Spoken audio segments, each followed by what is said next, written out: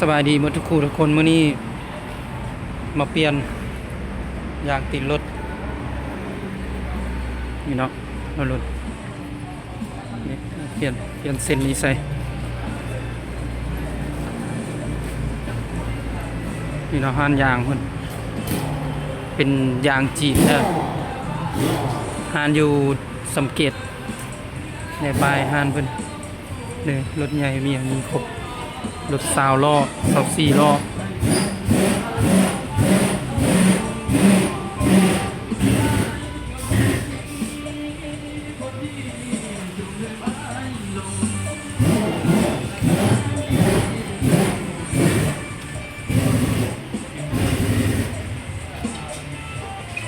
อยู่นี่มีครบแล้วรถวีโก้รถฮุนไดรถตู้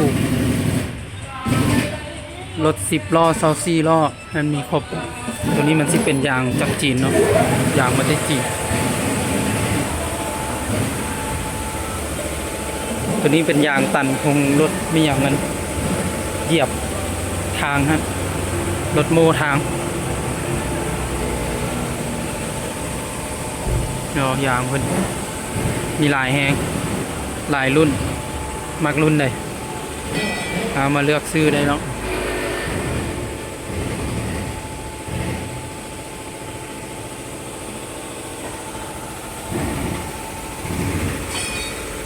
นี่รถนี่เป็นรถแก่บอแฮ